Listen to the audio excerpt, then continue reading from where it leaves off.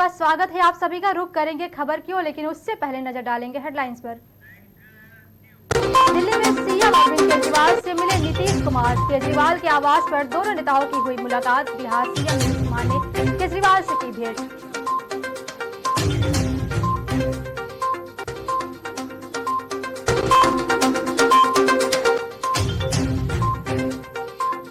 MP में गर्मी के बीच आज हो सकती है बारिश। भोपाल, इंदौर, जबलपुर, ग्वालियर में रहेगी गर्मी। तेज हवा, बूंदाबांदी के भी आसार।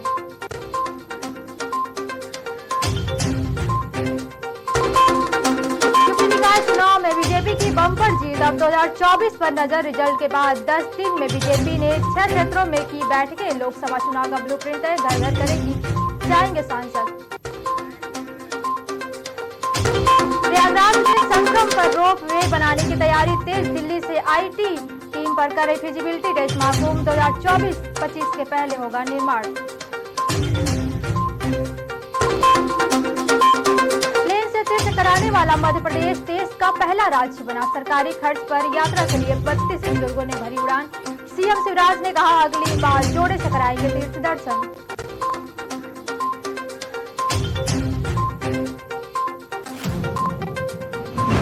करेंगे खबर की। खबर झरिया से है, जहां जोड़ा पोखर थाना क्षेत्र निवासी रेशमा देवी ने एक लिखित आवेदन दिया है, जिसमें आरोप लगाते हुए अश्लील हरकत करने और छेड़खानी का मामला बताया जा रहा है। उन्होंने कहा कि मैं अपने आंगन में एक टूटे हुए बाथरूम में नहा रही थी, तभी अमित कुमार पासवान और बिलाल साव तक ताक झांक करने लगा। जब मैं अपने पति को आवाज लगाई तो वो जान से मारने की धमकी देने लगा।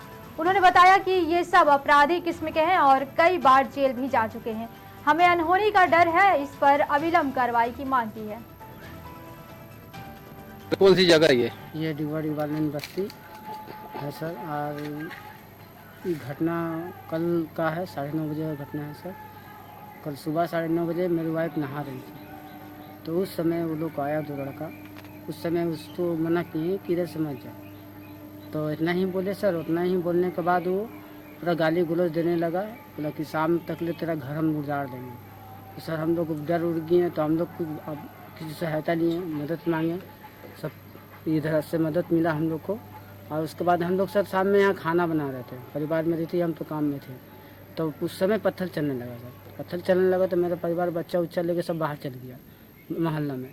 उसके बाद सर पत्थर चलने के बाद फिर हम मेरे पास फ़ोन किया, तो हम आए, तो ऐसा सब बात हुआ सर। फिर उसके बाद हम लोग थाना कंप्लेन करने गए। तब तक ले सर इधर से 10, 15, 20 लड़का घुस गया मेरा घर में, घर तोड़ने के लिए।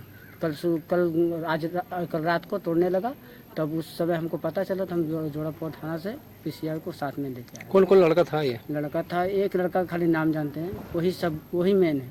हरिकिशन पासवान उसका बाप का नाम है, और उसका नाम है अमित कुमार पासवान। लिखित शिकायत देती है? जी सर। क्या मांग करे प्रशासन से? प्रशासन से यही मांग कर रहे हैं, इसको सजा दिया जाए। हम लोग बहुत गरीब आदमी है, किसी तरह हम लोग कैसे कैसे करके बनाए हैं सर, हम लोग जानते हैं। ठीक है, कहाँ जाए रात भर, तो हम लोग कल छुप के रहे कि हमको कोई कहीं से भी हम लोग को हमला हो सकता था, मार सकता था। जब दिन दहाड़े 10-15 लड़का आके घर तोड़ सकता है, तो हम लोग को तो नहीं छोड़ेगा। इसलिए सर हम लोग दूसरा घर में हम लोग छुप गए। उसके बाद फिर सुबह गए, तो सुबह हम लोग को थाना बुलाया। थाना बुला के फिर हमको बोला कि ठीक है जाओ, कार्रवाई होगी। क्या नाम होगा? मेरा नाम अजय पासवान। हम तो नहाने के लिए बैठे थे। मेरा आदमी बोला कि इधर से पार मत हो, परिवार नहा रहा। वो लोग सुनिए नहीं रहा, गाली गलौज पे उतर आया, धमकी उमकी देने लगा, किडनैप जो करके घर धसा देंगे, तुमको आज दिखा देते हैं। तुम लोग बोले ज्यादा बोलेगा तो तुमको यहीं मारेंगे। तो भागता है कि नहीं। तो उस समय वो चल गया। हम लोग भी शाम को अपना खाना वाना बना रहे। अब रात में पूरा पत्थर चल रहा है। हम तो भाग गए बाहर, फिर आदमी को फोन किया। आदमी मेरा आया तो बोला चलो थाना।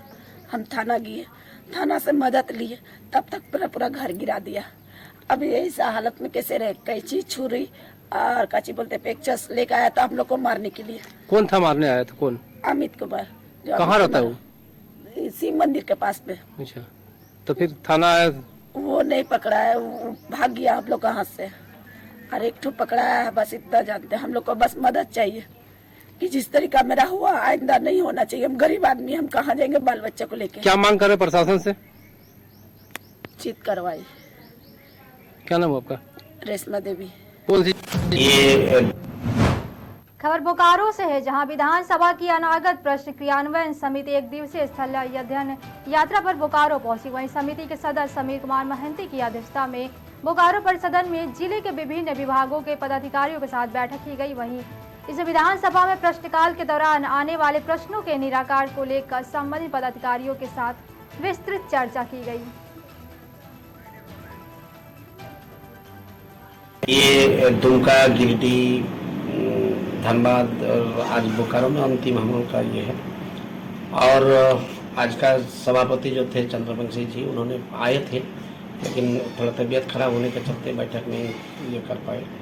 तो आज बैठक में मोटा मोटी सारे पदाधिकारी लोग पहुंचे थे, जिसमें कुछ इशू था, जिस इशू पर हम लोग बात किए।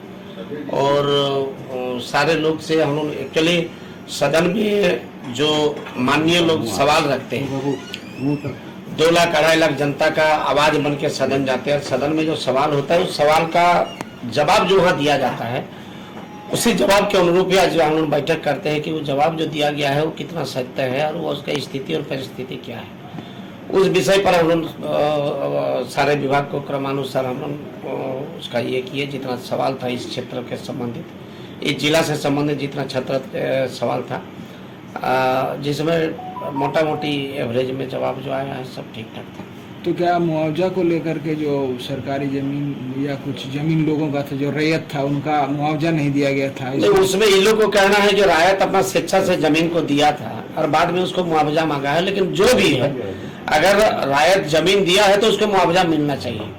और हम लोग बोले कि जल्द से जल्द उस पर कार्रवाई करिए। और हम लोग मुख्यमंत्री से भी बात करेंगे, क्योंकि आम आदमी जब सरकारी कोई काम के लिए अपना जमीन को दिया है रायत लोग, तो उनको मुआवजा मिलना चाहिए। इन लोग को बोले कि आप लोग सेक्रेटरी के पास इसका लेटर भेजिए और हम लोग जल्दी सेक्रेटरी से, संबंधित पदाधिकारी से और हमारे सीएम साहब से भी बात करेंगे। जल्द से जल्द उसको मुआवजा दिलाने का जो प्रक्रिया है उसको हम लोग करवाएंगे। ये देखा गया कि आप जब सवाल ये ले रहे थे या सवाल मतलब कर रहे थे, तो अधिकारी के पास मतलब वो डाटा नहीं था। तो क्या लगता है कि केवल मतलब देखिए, कुछ तो अधिकारी का लापरवाह है। चूंकि मान लीजिए कि सदन में जो सवाल रखा जाता है, उस सवाल रखने के बाद सदन में सवाल जब सदन चलता है उसका 15 दिन पहले सवाल दिया जाता है। सवाल देने के बाद उस संबंधित उस क्षेत्र से संबंधित पदाधिकारी के पास आता है और जवाब वही तैयार करके देता है।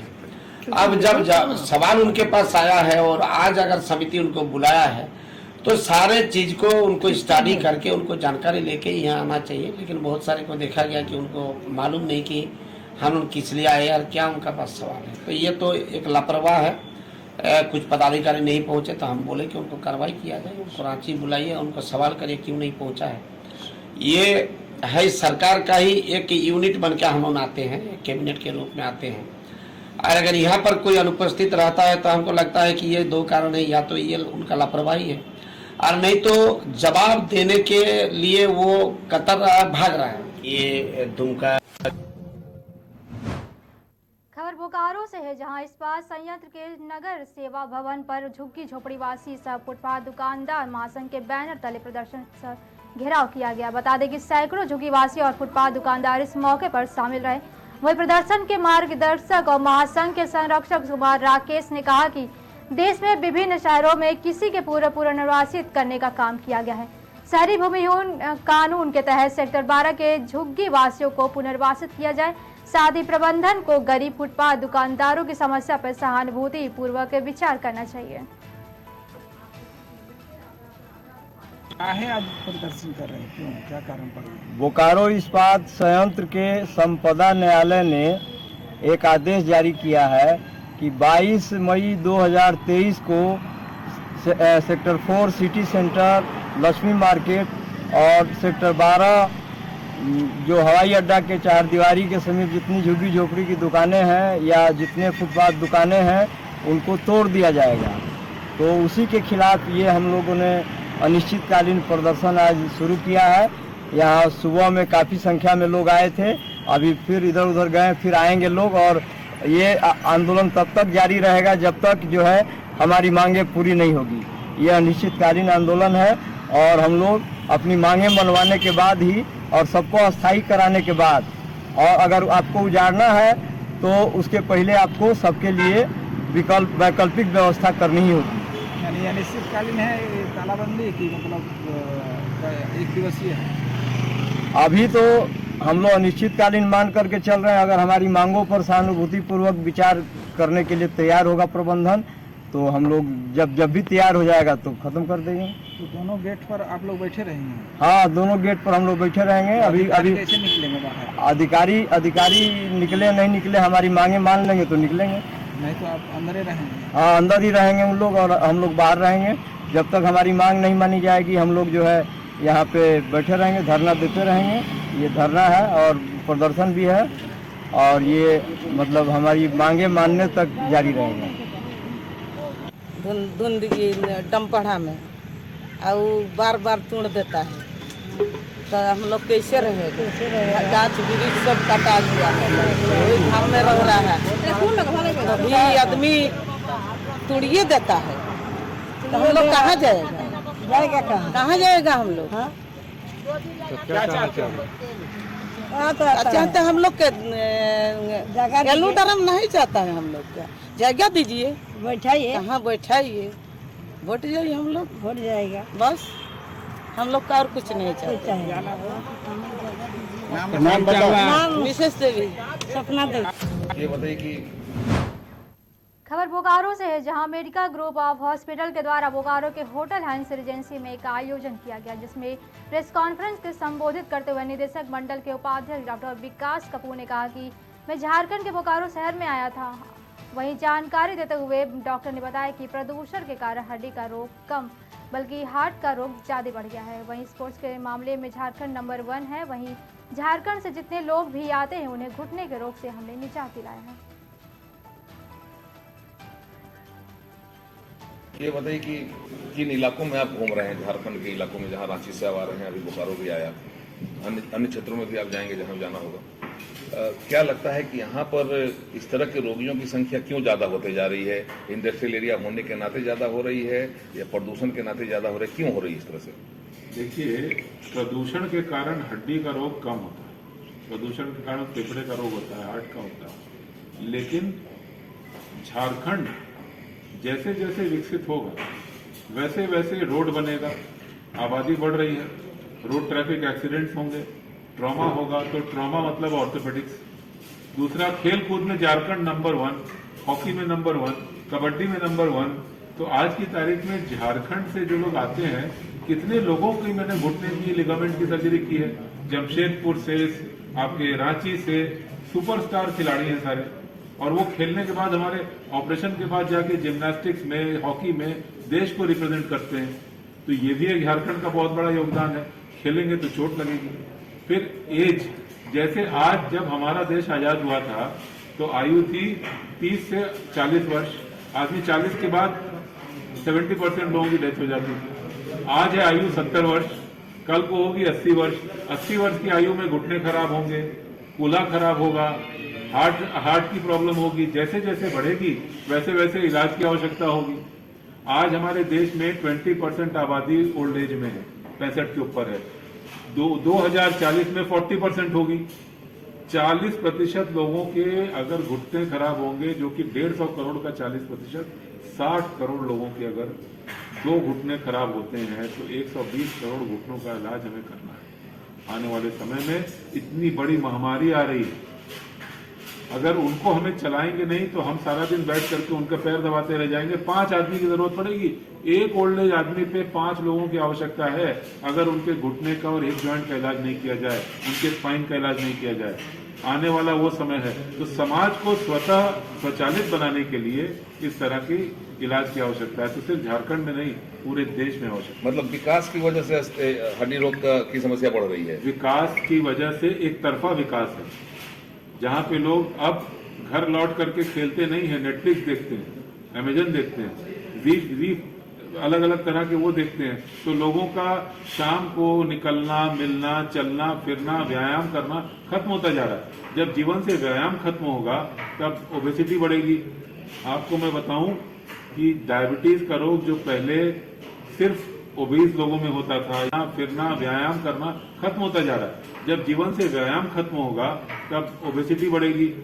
आपको मैं बताऊं कि डायबिटीज का रोग जो पहले सिर्फ ओबीस लोगों में होता था या मोटे लोगों में होता था या संपन्न लोगों में होता था, अब डायबिटीज सबसे निम्न में जिनकी खाने पीने की दिक्कत थी, जिनके पास आज रुपए पैसे नहीं है, जो लेबर भी करते हैं, उनको भी डायबिटीज होता है। क्यों होता है?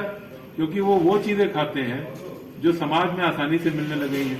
वो इतना कमाने लगे हैं इस देश में, जो मिठाई खा सकते हैं, अलग अलग तरह की कचौड़ी खा सकते हैं, उनका खाना पीना बदल गया है।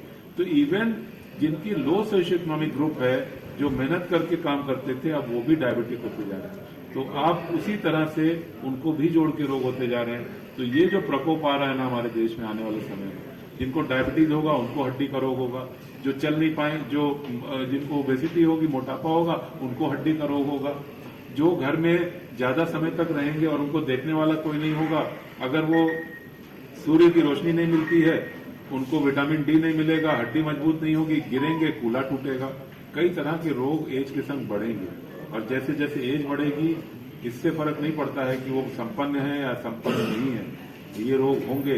हमें इसकी तैयारी करनी है और इसलिए सिखाना है, पढ़ाना है, आगे आने। ये बताइए कि खबर बोकारो से है, जहां वेदांता ईएसएल के एचआर विभाग ने क्रिकेट टूर्नामेंट ईपीएल 10 का आयोजन किया। बता दें कि आशीष गुप्ता ने ईएसएल तीरंदाजी मैदान में इस खेल प्रतियोगिता का उद्घाटन किया, जो 2 मई से 16 मई तक खेला गया। इस प्रतियोगिता में ईएसएल के विभिन्न विभागों की टीमों ने हिस्सा लिया और अपनी अद्भुत खेल भावना का प्रदर्शन किया। वहीं वेदांता ईएसएल के संगठन के रूप में विभिन्न चीजों का आयोजन करके अपने कर्मचारियों के पूरे विकास का ध्यान रखता है, जिससे सभी का मनोबल बना रहे।